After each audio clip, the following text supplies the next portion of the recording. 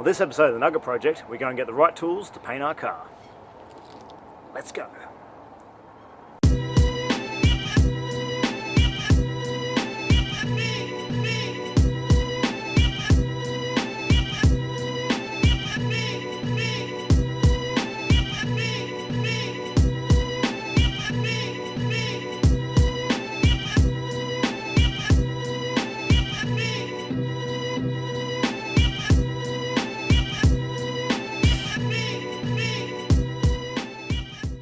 Good morning YouTube. Well, today we are going to have a crack at painting this Nugget. We've still got a little bit of prep to do, but the last video was way too long and you saw way too much footage of me sanding and bumping around. So this time we're going to skip over the sanding crap and probably glaze over the masking, because I'm sure you all know what masking stuff looks like. It's really boring. So we'll glaze over that and get straight to the painting. One thing I wanted to address, I've had a lot of people, the videos are getting a lot more popular now, which is surprising and cool. I messaged a couple of pages and said, hey, check out my videos, just cause. And yeah, I've got a lot of people messaging me like, why put in the effort with some of these parts of the cars? For example, like, why build the custom airbox when I could just go get a big Commodore airbox and stick it in the engine bay with some zip ties, which is what a lot of the guys do. Or, you know, why do the custom door skins when I can pull off the old door skins, rip out all the wood and everything and just put on the light plastic shells? The reason is I want to. I want to do these things. Like, it's not just like, yes, I want a car to race at the end and it's going to be hell fun, but building this car really is half the fun for me. I like making things, and a lot of these things I've never done before. Like, I've never worked with alloy sheeting, so doing the door skins and the airbox was fun. I got to learn how to use alloy. I got to sort of make something new. Same with painting. Like, yes, I could have just left the car white and just pulled the graphics off, or I could have vinyl wrapped it like David, one of the viewers, suggested, which he's done with his son's car. It looks unreal, and it would be much easier. But I want to learn how to paint a car. I've never painted a car before, and there's no way I would paint the Sora, you know. This thing does need a respray one day, but it's going into a professional shop to be done. So having a cheap car where I can have a crack at spray painting is really cool. So why not? Anyway, well, that's why I'm doing all these things, if anybody's asking. Yes, it might be the harder way and it might cost a few more dollars, but I just want to do it. I want to learn. So anyway, let's get to painting this thing. And thanks for all the new subscribers and the viewers and the watchers and everyone giving me advice. Always much appreciated. Okay, so fast forward from where we started this morning in the car. I've now put down our big ass tub, so we have a floor in our spray booth. I went through and basically resanded the entire car, all the bits and bobs. I fixed up a couple of dents here, which I noticed afterwards. Just did putty on them and resanded. Same with all the quarters. Now, I don't really have enough room in here to do everything at once, so I'm going to have to probably do the bumper and the spoiler afterwards, the rear bumper. But that's okay, that's no problem. So I'll get all this done first. What I'm going to do is, once I mask it up, I'm going to put a big drop sheet over the front of the car, and then I'll lay the bonnet down pretty much on top, kind of where it sits, and that'll give me a big platform to spray the bonnet, which would be good. I've wax and grease removed the entire car, blown out this place with the air compressor, swept everything. It's about as dust free as I'm going to get it, except for inside, but that's all going to be masked anyway. So from here on in, we start masking. A slow and tedious process.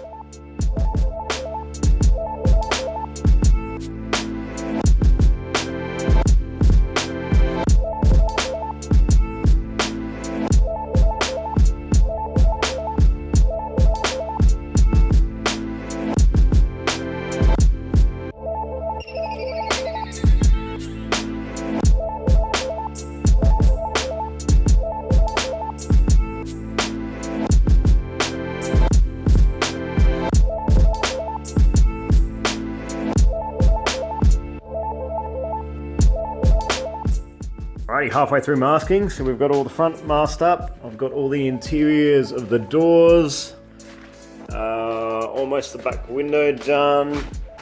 I've taped up all inside the seams in there.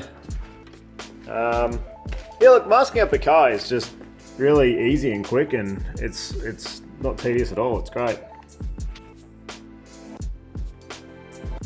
Alrighty, I am suited up. I have the car, I think, as ready as it'll ever be. I've got my little thing up there to test my spray pattern. Everything is wiped down the best it can. I've got the air lines gone. I've got the air compressor at the right pressure. I've got my time lapse set up in the corner. I am more nervous about doing this than like any big mechanical job I've ever done. Probably because it's just new to me and this is all terrifying. So anyway, we'll see how we go. We're about to go and mix up the primer and put the first few layers on. Little setup, so I've got my thinners, my primer. I'll give that a mix up it up with my thinners.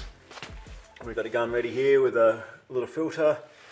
Got my mask, my gloves, and my little hoodie to go on. Yeah, so we'll mix it up, plug it in, and go for it. Here we go.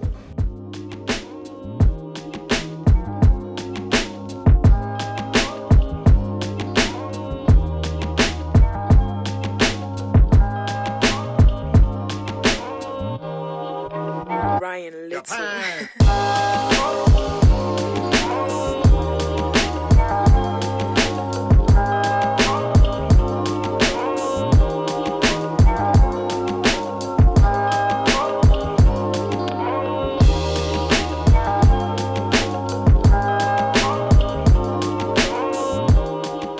Okay, a few coats of primer done.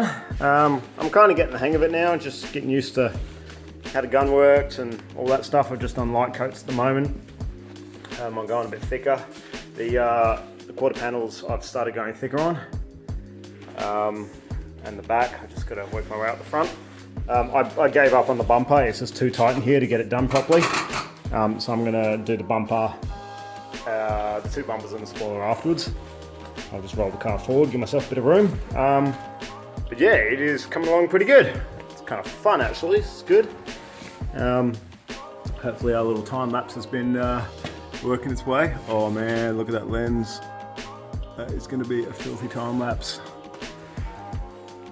Anyway, we'll keep on going, eh?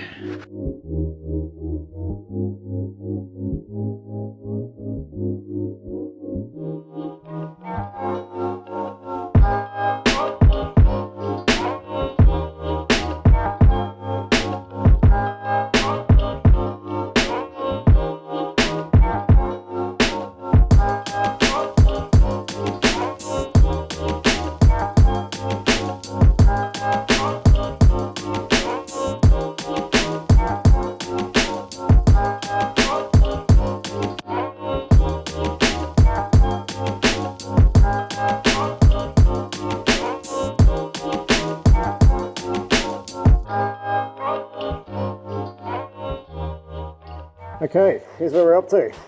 The car is primed. And it turned out pretty good. There's a few uneven spots. Oh my god, I'm talking to my bloody mask. This is why I sound like Bane. I showed up a couple of little dents I missed. There's one on the bonnet there somewhere, it's all good. Quarter panels are done. Yeah, it looks pretty good. I'm pretty happy with it. So now, because I didn't have enough room, I'm now doing the spoiler and the front and rear bumpers. So I'll get them done today. Phew! Alrighty guys, that is us done for today. She's all primed and back in the shed.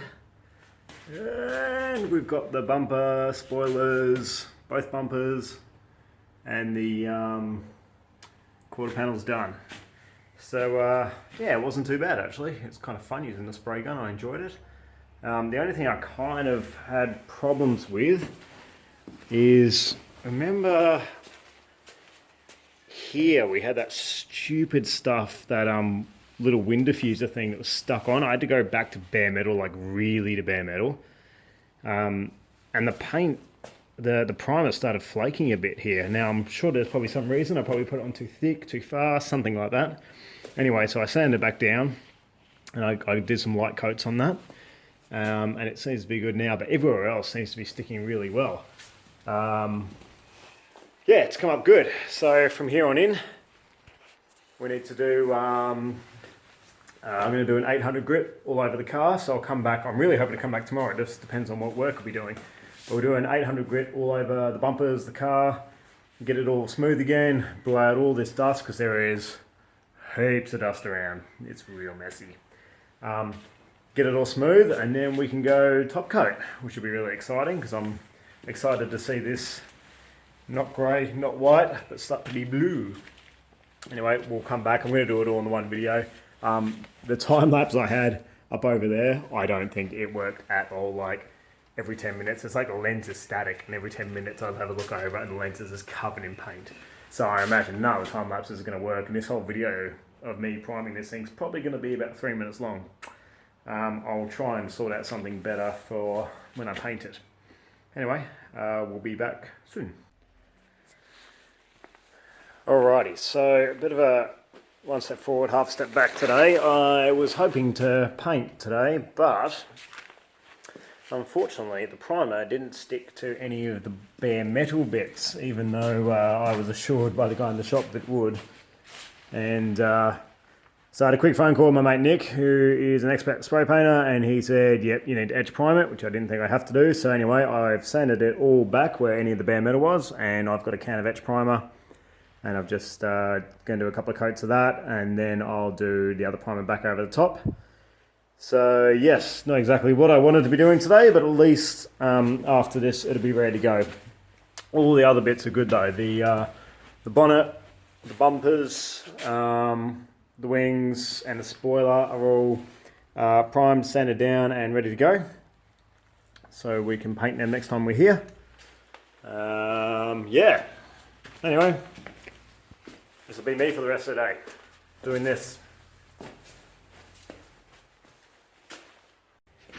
Okay, so I didn't film crap today, but what I have done is, so I've reprimed all the problem areas, everything's sanded. I just need to sand the bits I reprimed, and then I'm ready for top coat. So I've had enough for a couple of days. I need to go and get some work done. So that is me done for now. I'll continue this video on and we'll make it blue and finish up the video. Thanks for watching. Oh God, what's happening? What's that thing in the sky? Ah, it's the sun. It's actually warm enough to paint this car today. Nice. This video is taking forever to film because, well, last week we did all the primer, came back and fixed up a few of the problem areas. And then, yeah, it was a whole week of really cold. Like it was about 1 degree in the morning here and only getting to sort of 6 or 7 degrees during the day. It was just way too cold. And then it started raining, so it was really humid. And even though it's only a cheap paint job, I really didn't want to risk just wrecking it with too cold weather and too much humidity. So then when the weather got good, I had to go away for work, and I've been up at the snow for the weekend doing all that. But now we're back. It's about a week since the last video, and it is going to be 19 degrees today, a little bit of wind, but it is perfect conditions for painting this car. So where we left off is I fixed up all the issues here with the bare metal. So we did some etch primer and then re-primed over the top. So I've just got to go through and sand back all those areas. There's not too many, just the door frames, side of the doors and the back. So I'm going to sand that now. And then I'm going to push the car out and clean up this mess because the floor is just covered in crap. So we're going to give it a sweep up, clean all that, and then bring it back in, and we're going to put our top coat on. Much excitement. Hopefully this car will be blue and finished by the end of the day. Okay, so I spent the last couple of hours sanding down the panels.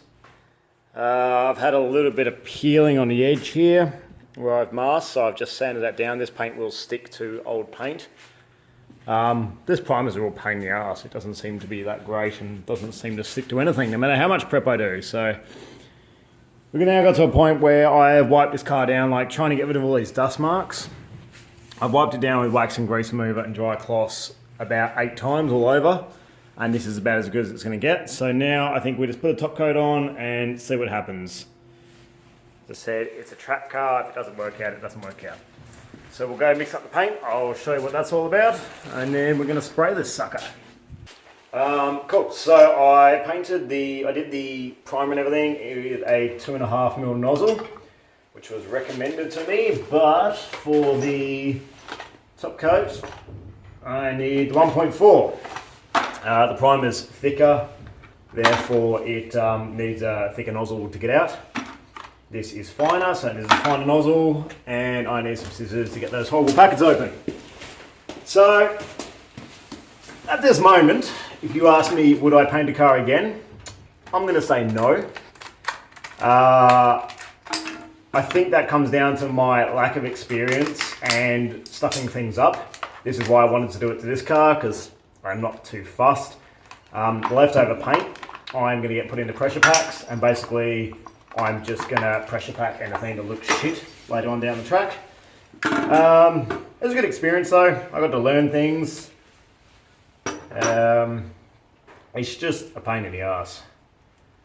Like all the little edges that I know everyone says spend a lot of time on prep, and I did, but all the little edges need a masking tape. They're just so hard to sand, and then the primer doesn't grip, and the paint doesn't grip, and then it all looks a bit shit. So yeah, look, let's see how we go after the top coat. I might change my mind. It might look amazing, and I'll just go, yes, I definitely want to paint a car again. I'm probably going to go with that's not going to be the case, but it's definitely something I've always wanted to do, and it's been an interesting experience. And the bits that do work, it looks really cool. Like at the moment, the quarter panels where I plugged up those holes from the aerial and stuff, it looks unreal. It's really cool. So things like that are good. So when you change this out, you got to change the needle, the nozzle, and that Duvalaki. They're the technical terms. Nozzle and Duvalaki. So this is the needle, we pop that back in. Alright, so I've changed over the nozzle. So for anybody interested, I mean, I've been learning about guns and stuff myself. So what you got is this guy here basically decides how much the needle, so you've got the, I don't know, oh, where's the camera? Here we go. You can have a look in the end there. Focus on it. There's a little needle, and then when you pull that back, you can see the needle opens a hole. So that lets the paint gravity feed down. So this knob here decides how far out the needle comes, and therefore how much paint comes out at a time. On the end here, focus, yeah. So you've got these tiny little holes here, and that's the air that atomizes. So as the paint comes out, the air hits that, atomizes the paint. And then the holes in the side here, that's the air that pushes and makes it into a fan shape for the spray. So this knob here basically changes how much air goes to the fan and goes to the atomizing things. So it changes the pattern of the spray fan. And then this guy is how much air comes into the gun, which I've got set on the compressor. If I was to do this properly, I would be putting a gauge on here, and you can actually set the pressure down here instead of on the compressor, which is much more reliable. But as I said, I don't know if I'll ever be spraying anything again, so I'm not going to spend any more money on the gun. Cool, so that is the gun now set up for our top coat. And this is our top coat. Considering I bought this about 2.5, almost 3 weeks ago now, I can't even remember what it looks like. I just know vaguely it was the colour of a Focus RS or a Polestar Volvo, which are very similar. That's what it looked like anyway. Oh, look at that. Oh, I'm much excited about this. I hope this paint job works, because I really want the car to be this colour. It looks so cool. We have another new mixing stick somewhere amongst all this shit. Oh my god, this is such a mess. I can't wait to clean all this up. So now I need to mix this sucker up. Oh, it's such a cool blue, look at that. Much rad.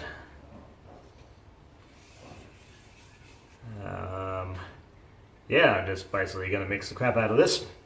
Now we run this paint at 1 part paint and 1.5 parts thinners. So basically, you know, for every litre of paint, it's 1.5 litres of thinners. which we do in our little mixing cup on the fly as we go. Oh my god, this paint's getting better as I mix it. Most excellent. All right.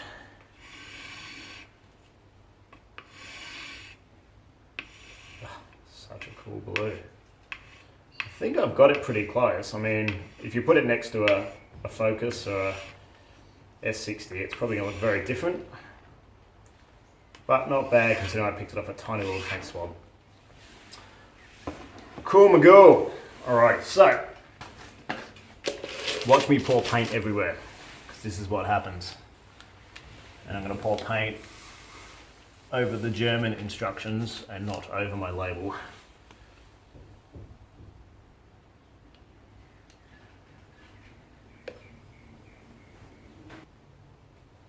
Why does this colour make me hungry? Is that weird? Sweet. Put the lid back on that. And now, so that's 300, so we need to have 450, 750. So we basically fill this all up to the very top of the measurements. Bangarang. Get our mixing stick. And while I was away this weekend, I caught up with my mate Nick. Hey Nick, who does a lot of spray painting. And actually, you know what? I'm going to put a comment in the link in the comments. Nick built a custom combi, a split screen combi, a 69 model, I think, from memory. And this thing is epic. Definitely worth checking out his Facebook page. He's also just restored a combi ute. And I think he's in the process of doing a little black split rear window Beetle for his sister. And this thing is epic, so definitely worth checking out. Anyway, Nick gave me some hints on setting up the spray pattern of the gun and sort of painting and all that sort of stuff. So that's been really helpful. Yeah. Okay. So now we pour it into the gun. We use one of these guys. This is just a little filter. And that just stops any chunks of junk or dirt getting into our spray gun, clogging it up and stopping it from being a spray gun.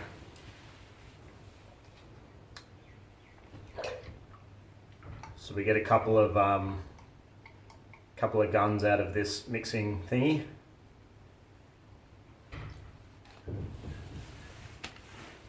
Do that.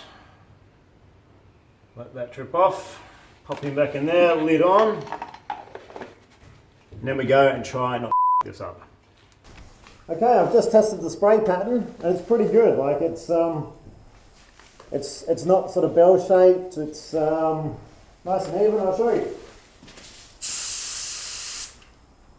Just a good pattern. So I think that's going to be good. So I'm happy with that. So here we go.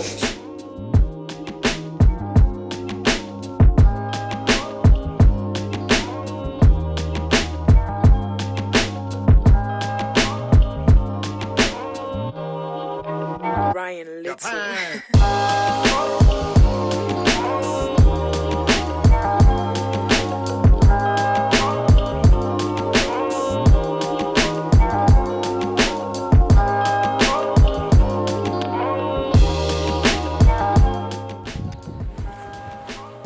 So everything's blue and covered in paint, as am I.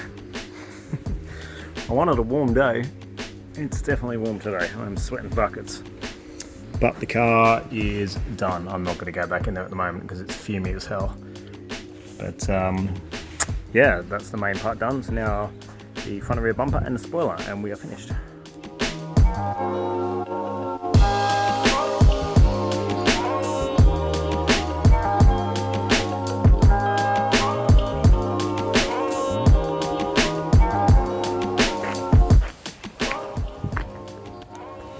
Well, it's not the most amazing job ever, but it's a bloody cool colour. I dig it.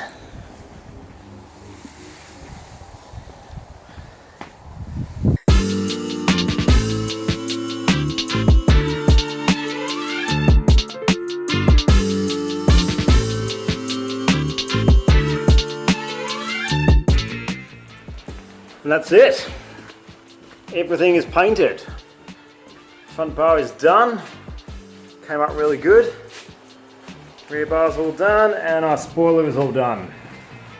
One thing I'm definitely stoked on is how good those repairs went on the side to cover those holes. You can't see them at all. It worked out really well. Look at the back here. You can't see a single mark where those holes were. And same up here with where the aerial was. That's where the aerial was. A tiny couple little holes here where I probably should have filled it with some better filler. But stuff it. I'm pretty stoked on that. Anyway, this is where I'm going to leave you now. So yeah, the car's blue, but I'm not going to show you any more now. Basically, for the next video, I'm going to stick it all back together. In 4 days, I can wet and dry sand it with 1500 grit sandpaper. Basically, takes out that matte finish, and then I can buff it with a buffer. So yeah, I'm just going to stick it all back together, sand it, and then do like a little reveal video. Look, there's a lot of bits of the paint that aren't great, but if we stand a few meters back, it'll look pretty good, I reckon. Anyway, sorry this video took so long, and sorry this video is probably going to turn out to be so long. Obviously, there's a lot involved. For a 20-25 minute video, it's taken me about 3 weeks. Oh yeah, something I just wanted to address. I've had a lot of people, including a couple of my mates, say, why would you put this much effort into painting when you're probably going to bin it on the first corner? It's a good point. I probably will bin it in the first year, maybe the first day, who knows. But as I mentioned earlier, I just wanted to paint a car. I've never done it before. I thought it'd be pretty fun. And apart from the shitty bits of paint, you know, like where it didn't stick and stuff, it is actually pretty good fun. I can see why people do it, but it is a shit ton of work. Would I do it again? Maybe ask me in a year when I've forgotten about all the crap parts, but for now, probably not. Anyway, thanks for watching guys, and we'll see you in the next video.